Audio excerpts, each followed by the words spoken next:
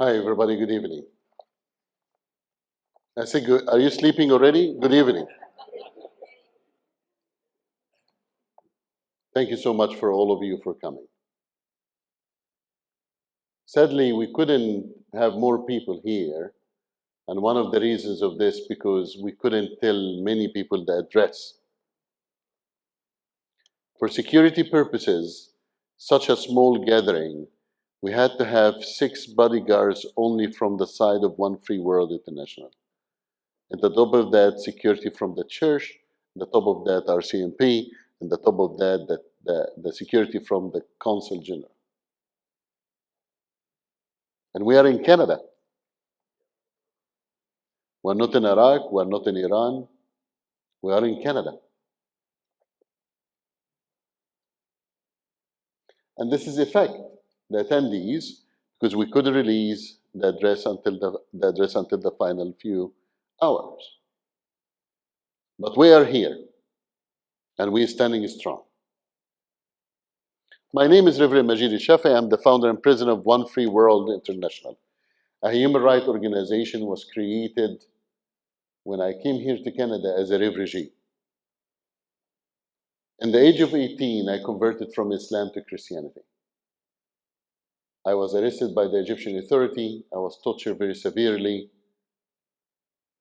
and I received the death penalty. So I stole a jet ski, and I crossed from Taba to Eilat. I surrendered to the Israeli authority, and God used Israel to save my life. I came here to Canada as a landed political refugee, and 25 years later, October 7 happened, and I felt that this is my chance to return the favor. And that's why I'm here. I'm not Israeli, I'm not Jewish, I'm not Muslim, I'm not Palestinian. I am Christian, number one. I'm very proud Canadian with Egyptian background.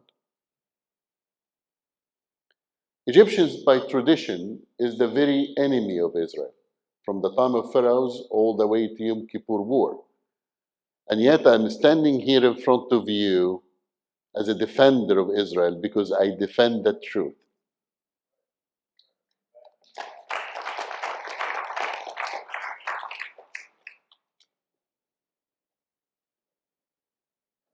And for our brothers and sisters that are listening to us right now, there is one fact that you need to know. Only Christ can change your heart and to bring peace to your heart. You can be politically correct about it, you can hide it, you can call it whatever you want to call it. But there will never be peace without the true Prince of Peace. I love that just 2 people talking or 5 people, like nothing. I cannot hear any of you. No, I'm Egyptian. I need live people. I need to tell you that. That's FYI. Thank you. Here you go. In October 7, I'm sorry, I'm ADDD, which is mean that I move all the time. On October 7, 6:30 a.m., the Jewish people was celebrating Simchat Torah. Simchat Torah in Hebrew is the celebration of the law. It was also Shabbat, so they was gathering with their families in a peaceful time and in order to celebrate their holiday.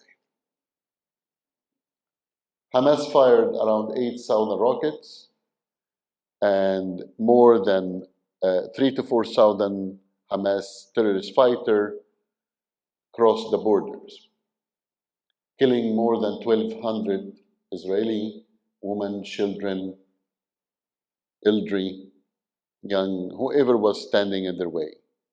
They include young people who was in the peace concert, literally celebrating for peace or desiring the peace. Raped women, sexual assaulted, killed children in their mom womb, and burned some of them alive.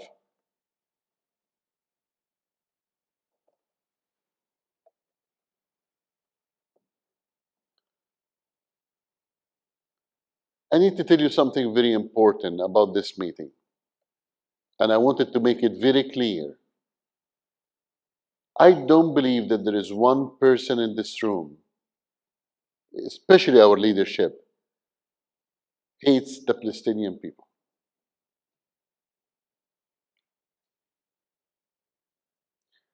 When I was sitting down with the Consul General of Israel, which I am privileged to know her and privileged to call her a friend, especially in the recent few months, both of us will sit down in privacy and we both will wish all the best to the Palestinian people. There is no hatred between us and them. And this gathering is not about anti-Palestinian. Not the fact that you are pro-Israel doesn't mean that you are anti-Palestinian. The fact that we are pro-Israel because we are pro the truth. And as much as we desire the peace of Jerusalem for the Israeli people, we desire the salvation of the Palestinian people.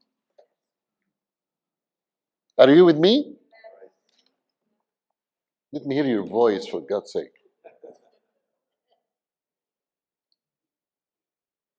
The immediate after the action, One Free World International, if you don't know our organization, we operate mostly in the front lines.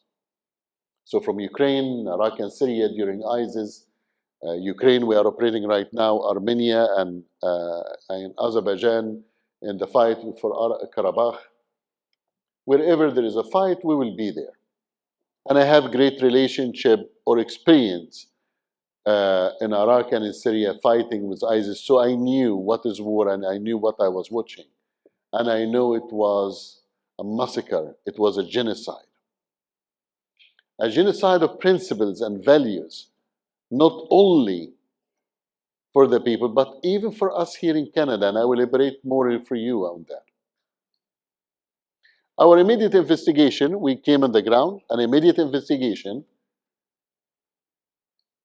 show that Hamas, who started this war, Hamas, for the people who know, they are, for the people who doesn't know, they are started by Hassan al-Banna, which is the Muslim Brotherhood in Egypt. That's how they was born.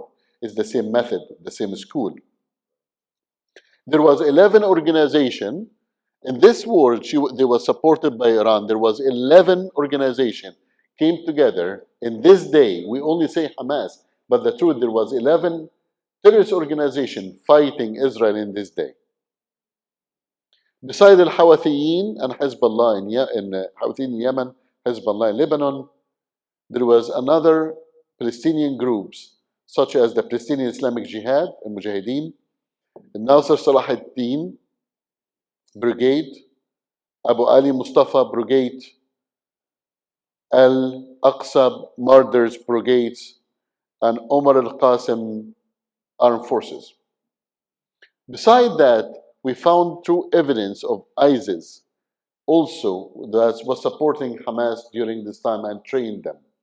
And you can see in the kibbutzim there was 2 ISIS flags. How this has happened.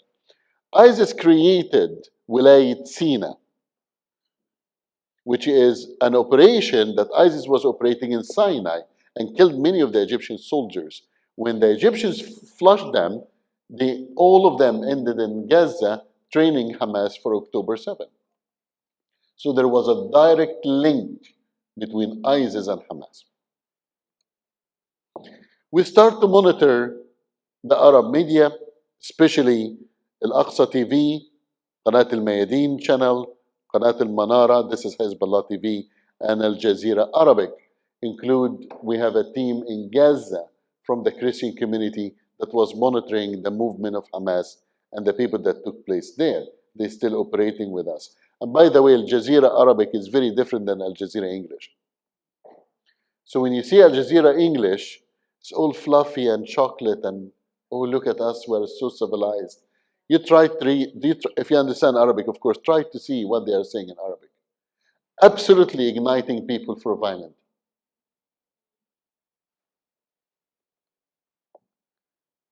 But with all of this war surprised us on 2 fronts. This war surprised us on two fronts.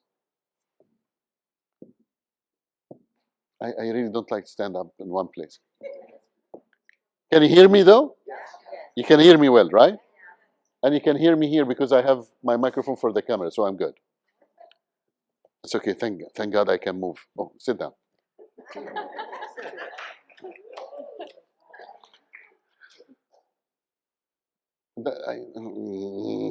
I don't like microphones. You see, when they tell me we will wire you, in Egypt, the word wiring is completely have a different meaning. I think I'm loud enough. I'm loud. Oh, thank you so much. Can you hear me now? Oh, can you hear me now? There was two surprises. There was two surprises that we found. The first surprise was how the locals in Gaza supported this attack. It was not only Hamas. So today, when we are talking about how the population is suffering, and of course they are suffering, but you have to understand that if there is an election in Gaza today, Hamas will still win the election. If there is an election today in West Bank, Hamas will win the election. How much can you hear me, like for real? Sorry. I just need my hand, sorry. I'm Egyptian, I'm not like, you know what I mean, like, not like white people, you know what I mean? Anyway. So, we have to understand, it is extremely important that we understand that Hamas was voted by their own people. And this was the mandate of Hamas that was chosen to as a government. So when you are talking about Hitler, you have to remember that Hitler was voted by his people.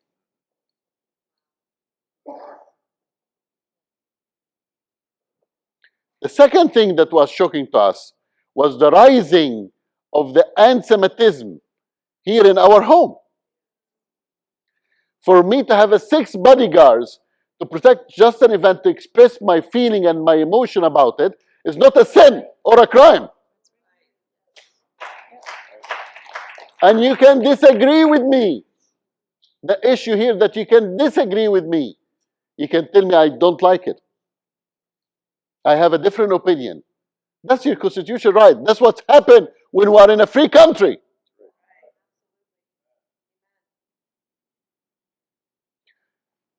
Few weeks ago, I was in an event with Spear Boulevard, and when my car arrived, there was a Palestinian demonstration, and they attacked my car, and they attacked me. Now, the point here is, and I didn't have my security, I didn't have anybody. It was me and my driver.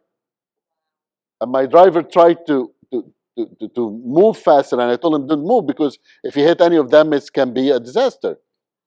So I told him, stop the car. He said, don't step out of the car. I told him, I'm getting out of the car.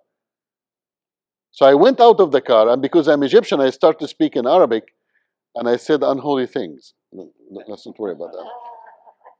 Let's not talk about that. So I went there, and I was very angry, and I forgot I'm Christian for 5 minutes, but that's a different story. May God forgive us all, but that's fine. And I told him, you touch my car, I will kick your neck. I will kick your neck. I'm very polite. And I start to make my way. And actually, some of the demonstrators start to run away from me because I'm the crazy Egyptian guy. And I went to going inside the building, and the RCMP officer at the time, he was like, Reverend, this was amazing. What did he tell them in Arabic? I told them Jesus love you, and we wish the peace for the Middle East. But what's happening here is just an example for us just to express our feeling and to see it in our respectful universities, to see it in our schools, to see it in the very lighthouse that's supposed to turn on our brains to a production of being intelligent and smart and your ability to know the world and to understand each other to perform democracy, not just to believe in it, but to perform it. To block our highway. This is not peaceful demonstration. That's just the reality. You saw the event that was cancelled in Ottawa just 2-3 days ago. Why are we needing Canada to cancel an event? I'm against canceling any Palestinian event. And I need to tell you something. I stand in front of you right now, and I'm telling you, I care about the Palestinian people. And I want them the best in their life. And I will be there to aid the civilians, the women and the children.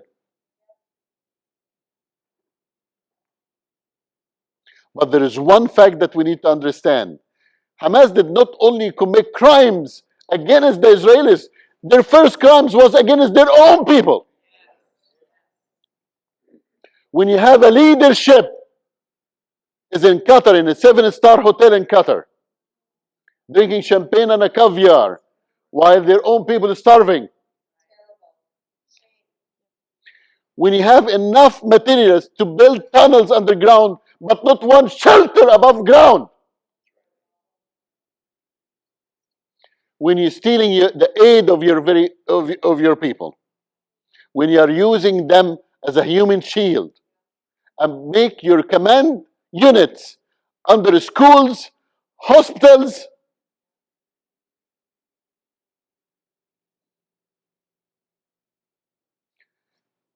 You know, there was an old anti-Semitism and the new anti-Semitism. The old anti-Semitism, if you listen to Hitler's speeches and so, kill the Jews, hate the Jews, very easy. Now you take the word Jew and you put Israel, and that's the new anti-Semitism. There is one major thing you need to understand. You have the right to criticize Israel. Absolutely. There is nobody criticizes Israel more than the Israelis, by the way. Every Saturday they go outside demonstrating against Netanyahu. Every Saturday, even before the war. They criticize their government. They criticize this. Nobody criticizes Israel more than the Israelis. That's the truth. They even demonstrated in the heart of Tel Aviv for the Palestinian people. I saw that with my own eye. You can criticize Israel as you wish, and don't ever think that Israel did not make a mistakes in this war. They're human beings and they're a country like any country. Why you think that the Americans and the Brits did not make mistakes in Iraq and Afghanistan? Of course they did, but they admitted it. What's the difference? That they came and say, yes, we made a mistake. Yes, we have an investigation. Yes, we'll try to prevent it. Is Netanyahu the best prime minister? No, he's not. But he and his government will answer to the Israeli people one day how the massacre of October 7 happened without him being able to defend his own people as a failure of intelligence. But he will respond to his own people. Not to the Americans, not to the Canadians, his own people, because there is true democracy.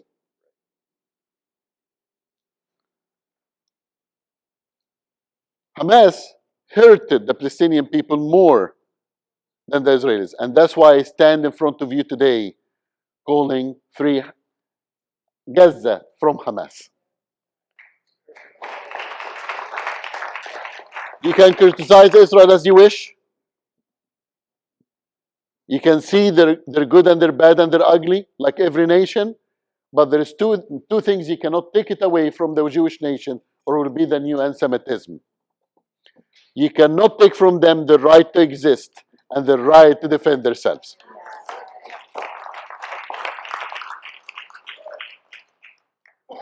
And in the end, my friends, and before I close, I have 3 words. I have 3 words to 3 different, not words, like I have 3 last statements for 3 different people or groups. Our nation, to the Israelis, and to Hamas. But before I give this final statements, Mr. Judith, would you stand up for a second, please, so that people can see you? Without this woman, this meeting wouldn't happen. Because every venue that we went refused our event out of fear for security, except this woman in her church stood side by side with us, and she gave us her church.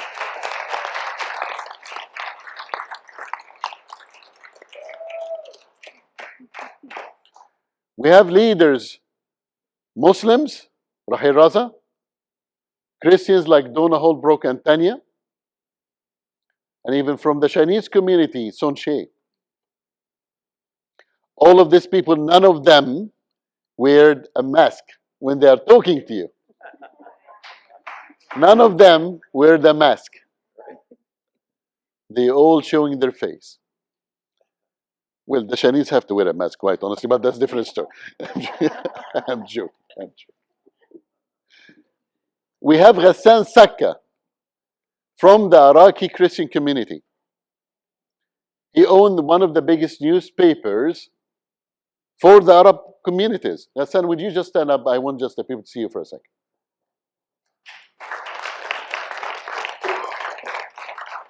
This man, he still traveled to Iraq. We cannot show his name, we cannot show his face, because the minute that he will arrive in Iraq, he will be arrested and he will be killed. And that's why we are showing his face everywhere. I'm joking, that's a joke. Sorry. But Ghassan fighting, people like him fighting with their pen, showing the world the truth, addressing the subject matter with the very people that you are fighting. Now, in my last three statements,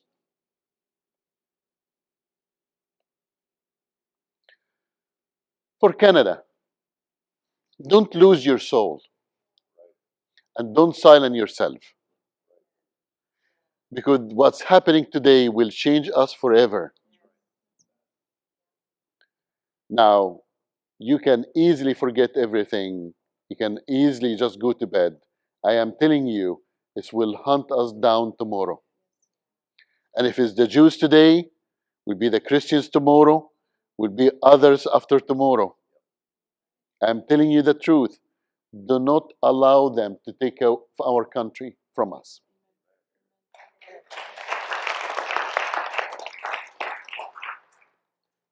For the Israelis, don't forget who's been saving you from the time of pharaohs all the way to today. And that was God. With all the miracles that happening around Israel and their survivor, even when everybody tried to finish them, only God saved his people. It wasn't Netanyahu. It wasn't anybody else. God will use people to accomplish his will. But in the end of the day, it was God. Yes. Amen.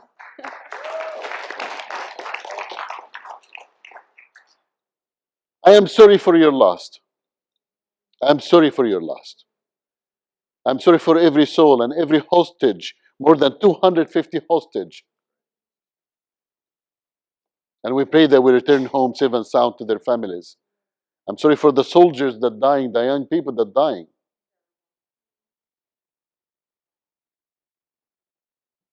But these are stars in heaven, and their blood will not be in vain. And we will remember them in everywhere we go, so the world does not forget their stories. For the Palestinian people, for Hamas actually. You know, the amazing thing that Hamas coming and saying, you know, today is what? 34,900 people was killed. My question to the media before you report such a number, did you see an evidence that 34,900 people is killed? They tell you, no, we don't need to see evidence. It was given to us by Hamas Health Ministry. Right. So a terrorist organization don't mind killing children, will speak the truth. And even if I accept their numbers, 34,900 civilians was killed. How do you know that all of them civilians?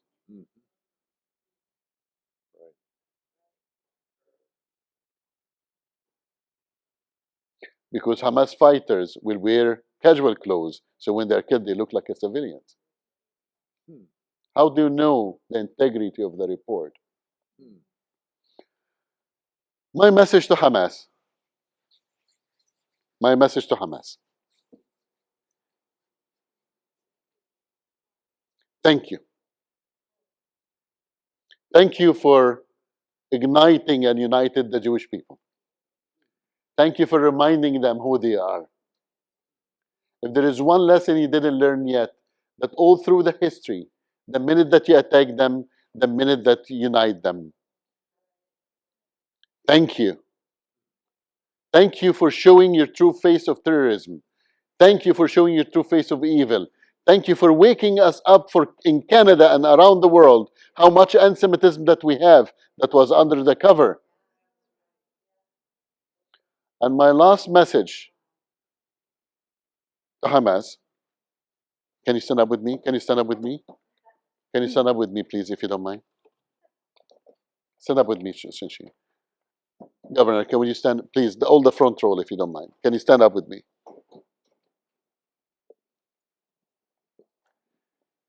My last message. Muslims, Christians, Jews, women, children, I'm lucky man to be among all of these powerful women. Actually, I'm the only man. I'm a minority.